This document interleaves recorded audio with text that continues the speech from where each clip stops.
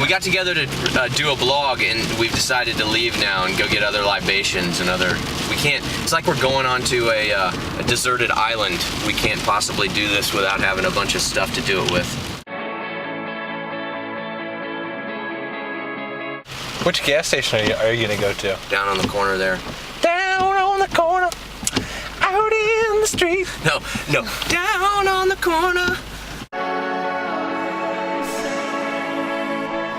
That's it. I don't like this intro. All right, so we're gonna be working with a little bit of close miking and also kind of experimenting with maybe getting some reverb just off of miking the amp. Jon Armstrong working the CPU. Working the Modelo Especial. Okay, so we moved the amp out into this room because we weren't really super excited about the sound that we were getting in the closed space. So hopefully the wood floor and all these fun little contraptions around here is gonna. Also, it sounds better than that room. Listen. Ha ha ha. Has like, I don't know. Yeah, I like it. It's good.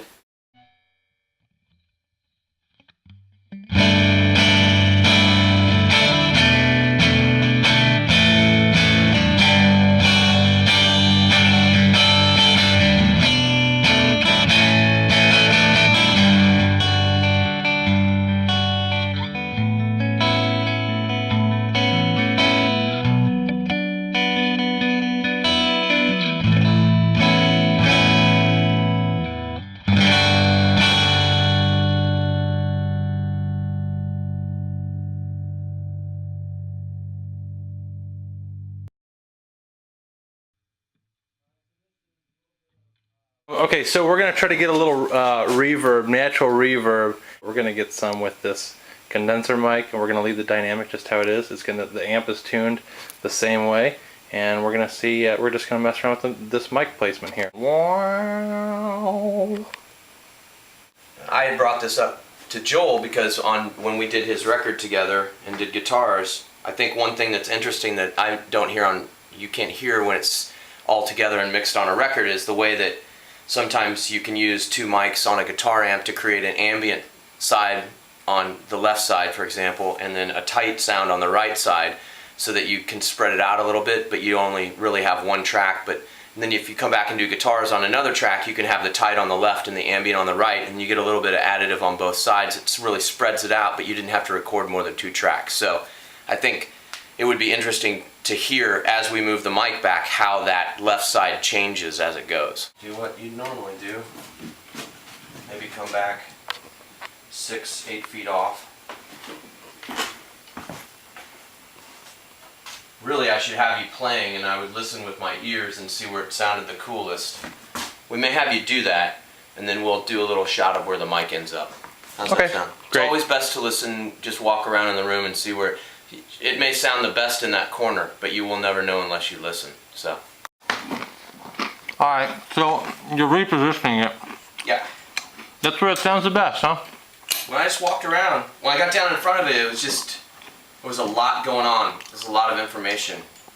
So, when I just stood here and listened to it, there's a good balance of top and some bottom as well. And so this is where I'll put it, at least start here, right? You're framed in a pretzel. Oh, unbelievable call on your part for the cheesy cheddar pretzels.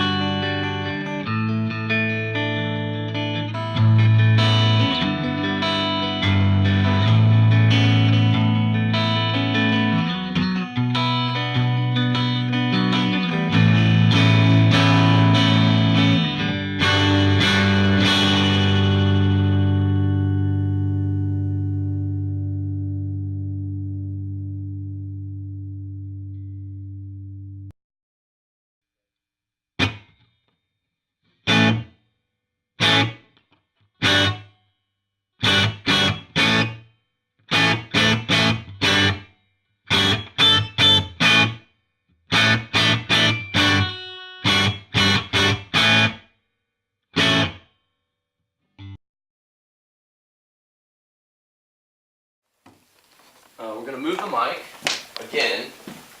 We're gonna go back. I walked around, and it sounds kind of cool back here. The high end's kind of rolled off, and but this room's really, because it's square, a lot of concrete and weird stuff in here. It's kind of cool, but we also have to move everything else around, but that's okay. I'm locking you in. Oh wait, I'm locking me in. Right. Alright, so this is our setup right now. There's the close mic on the amp. There's the Rode NT1 way back there. Hanging out. John's manning the booth. Here we go. I'm gonna be in here because I don't like it to get really loud.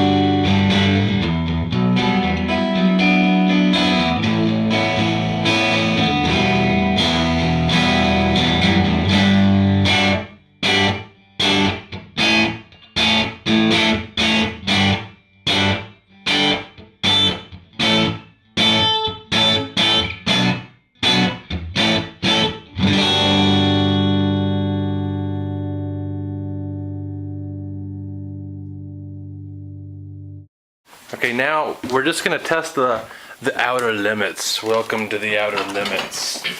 And we're gonna do some, I guess, as extreme as we can get for this little And demo still here. make it usable. I mean, Yeah, extreme and still make it usable. Put it in an elevator shaft, but Do we have an elevator shaft we here? don't. But Looks like you're carrying the torch, John. the torch. Oh, So we'll go right here, around the corner. it's like a little vocal booth. Ha! Ha! Ha! Ha! Meow! Hey, that's my game, Kenny Powers.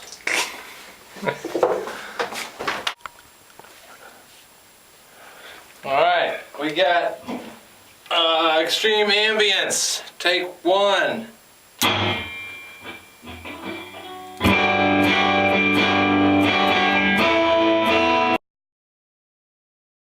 We move it real quick. Where's it gonna face now, John? Facing up the stairs, like up towards the dining room. So the sound's gonna come around it, and then come the ambience from that.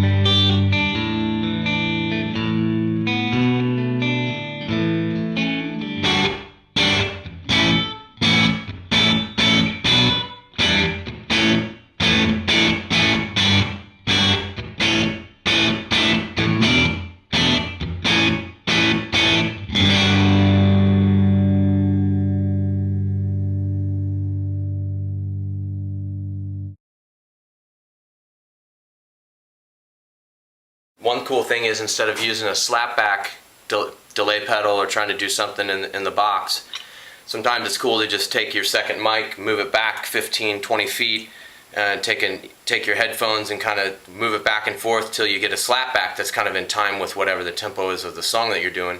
And then just use that actual effect, swing that left, swing the other guitar right, and you actually have your slapback there. Or you can mix them in the same, wherever they're at in the panning field. And then you have the slapback effect, but you actually just did it from actual more organic sounds.